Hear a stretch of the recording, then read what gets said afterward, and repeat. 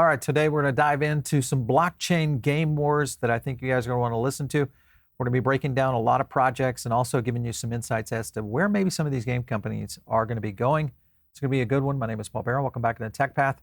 All right, let's get started. I do want to thank our sponsor today, and that is Tangem. If you are looking at a self-custody wallet, which you probably are, maybe jumping into crypto for your first time, and you're thinking, I want to park some of my crypto off of exchanges. This is one of the tools that you can do it. All you have to go and do is go over to tangem.com.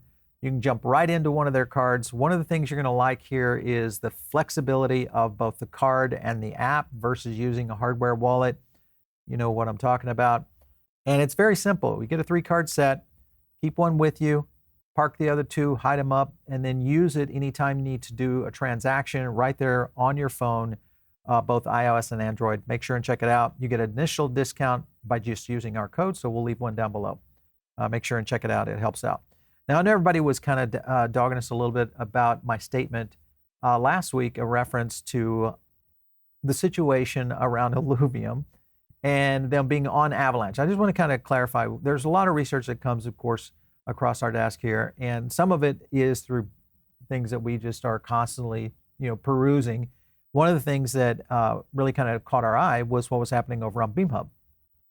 And BeamHub right here, as you can see, and our team tells me that this used to say coming soon, even though it says popular Illuvium Arena. And so the theory is that maybe there's going to be some action here of Illuvium on Avalanche at some time. So that's just, I just want to get that out there, kind of get it away, because I know everybody was kind of freaking out about that earlier. I want to get into a couple of tweets. We'll kind of start right here. Coinbase Exchange adding support for Solana and Avalanche perpetual futures. This, of course, is in the international exchange. Now, why is this? It's very simple. Both Solana and AVAX very active in the gaming ecosystem, and the likelihood of moving and seeing a lot of growth, I think, in the coming months and years for blockchain gaming and Web3 overall. This is a good move by Coinbase for sure, and I think eventually we may see some stuff like that here in the US, but right now we got to deal with what we got to deal with. And of course, that's just getting Coinbase past their lawsuit with the SEC.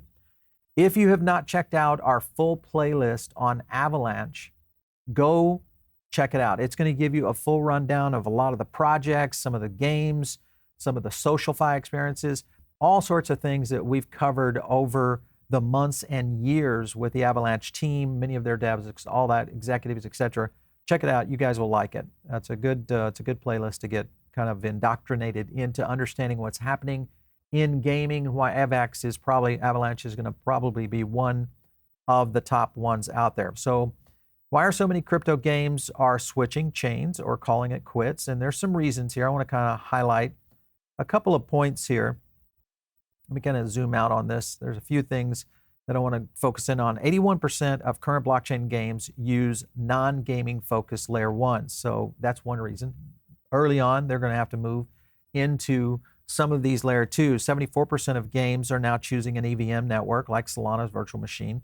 Comes in a distant second, making up about 10% of games. And this is in comparison to what's happening like over on Ethereum and Polygon.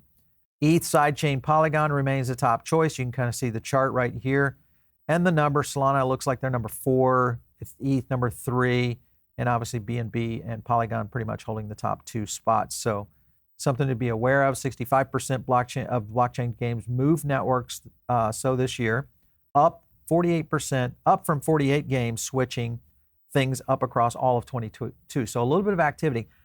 Could be something happening there, I think, on the sense of urgency, meaning that people are probably realizing, okay, we've been building. We're at that time now where the market is going to start heating up. We need to be ready, and we need to be on the blockchain that we're going to be on. So I would agree that it's a good strategy move. 60% of games that left a layer 1 network moved to a layer 2 scaling network. This is all based on fees. It's the situation that really kind of boils down to everything. As more people have migrated to Polygon, this is one of the developers. We just started to run into scaling issues with Polychain, and we're paying between 3 and 4K a day on gas.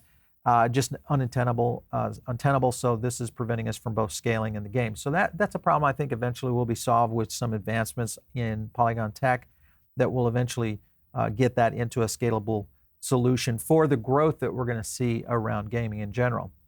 Also want to take a look quickly, just so you guys are aware. Polygon soared last week after IMX Immutable, a Web3 gaming platform, shook hands with video game giant Ubisoft. So similarly, Solana has also been favored by institutional investors recently, getting some attention of top crypto whales, which I think both those tokens in general, but more importantly, the vision of what these tokens represent. That's the thing that I think a lot of people are going to continue to see happening for sure. So very interesting. I'd love to get your feedback. When you look at all the chains, whether it's, what's happening or within the ecosystems, if you're looking at IMX or you look at Mutable, you look at what's happening within Solana or even Polygon, maybe Avalanche. Is it something that you would focus in one particular area or games within one particular area? Let me know. Drop some comments down below. Make sure and smash the like button is one of the ways that we understand what you guys really want here on the show. One other thing, I want to kind of go into a few tweets. This, of course, coming in from Sandeep over at Polygon. It's easy to price talk. This is obviously with the price changing and moving so quickly over the last few days. It's hard to discuss fundamentals. Fundamentals have the last laughs. I always agree with that. And I think this is something else also, hopefully we're supposed to get Sandeep on the show.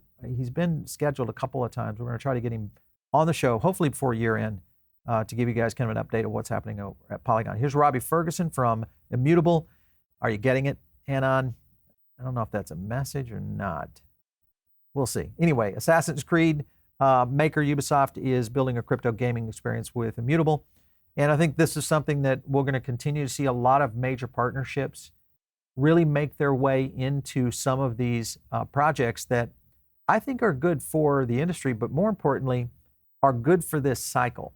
And what I mean by that is, and everybody always asks me, what's going to be the big winners this time around? I totally believe that it is going to be gaming. We thought gaming was going to be the last bull run metaverse kind of play.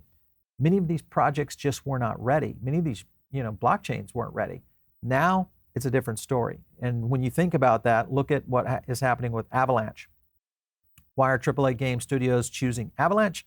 They're on a full PR run right here. And you can kind of see some of the things that you have to kind of focus in on with Avalanche. Shrapnel, Gunzilla, build on Beam. We've been talking about that. Again, Beam, definitely one that I'm watching very closely just in reference to the token itself. Obviously, Shrapnel, we've had the Shrapnel team on our show. Great graphics. Gunzilla, just the ability for them to be able to kind of leverage both traditional and Web3, I think is going to be a pretty big deal. Now, let's remember some guys in the move that you guys will probably recognize. This of course, is Ryan Wyatt. And Ryan was over at Polygon. And now he's moved over to Optimism. So I knew he wouldn't stay out of the business long. And the interesting thing since Optimism, this is just something that you have to look at. If you look at Optimism in general, a little bit of activity here. This is just on the price. Market cap right here, as you can kind of see it exploding a little bit, 1.6 billion currently. And if you look at the Explorer token unlocks, there's some things getting ready to unlock in a big way here. So I don't know, could be some action going on here. So I would just be very aware of that. If you are looking at or really analyzing Optimism OP as a whole, just something to be aware. There's getting ready to be a pretty significant unlock. What does that mean? It means that we're going to see a dump. If for some of you guys have not seen or been around the crypto markets very long, if you haven't subscribed to the channel, eventually you'll start to get and understand kind of the vernacular that we use and what the industry use. Follow crypto Twitter religiously and make sure and follow the projects themselves, because a lot of times there's a lot within the projects and the devs within those projects that can be looked at that can kind of set you on a research role that I think you'll pay attention to. A good example, a tweet from Alexander from Sky Mavis, Axie Infinity. If you guys are, maybe you have been around crypto gaming for a while, you know Axie, but if you haven't, read up on it, learn a little bit more about what Axie did, because they were really one of the first ones out there. Now, what he's talking about here was in reference to a show we did last week where we released a PBN exclusive, and that was Roblox talking about introducing NFTs into Roblox. This was actually the piece that Alexander is talking to specifically. It was an interview with Squawkbox and the CEO of Roblox, and it was all about the potential for NFTs. Short answer, yes, they're going to be planning. It's coming into their roadmap, and I think that was what Alexander, of course, is kind of referencing, is that, hey, they've been involved with Roblox often, and of course, they've got investments from them and plans for Ronin and Axie and all that's starting to play together. Point being is that there's a lot of intersection between what's happening in traditional gaming, Web 2, and what is getting ready to happen in Web 3, which is why everybody needs to be paying attention. This is a good example right here. Gala Games putting out a simple tweet, never short on Web 3. You'll notice this little icon right here, guys. Does anybody recognize that? I'm going to zoom in on that just for you guys a little bit. Right there. Does anybody recognize that? Yeah, well, that's IMX, because they bought the hashtag. And now every time that's being used, kudos to Robbie. You just punked everybody on crypto Twitter for sure. Interesting stuff out there. Games are being played in many ways right now, and it's more than the kind of blockchain games that we're thinking about coming our way.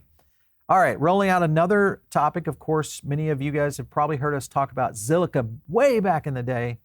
Well, they're active again. And guess what? They're making the Fusion Gaming Hub the first ever Web3 gaming platform available for download through the Microsoft Store.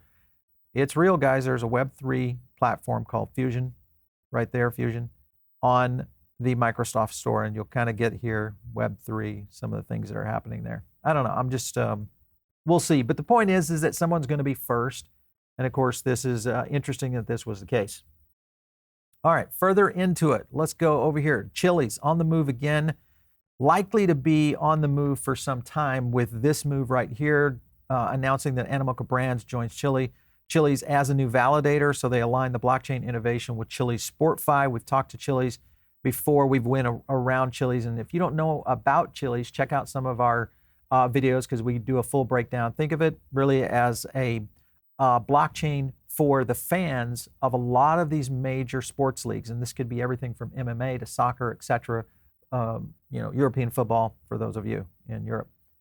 And then another one I want to hit on, of course, this is Yatsu right there, starting to rev up the engines with, of course, Torque. We had the Torque, Rev on their team on. So we were dropping a video this week. You guys are going to not want to miss it. Make sure and check it out. This is just giving you kind of a precursor.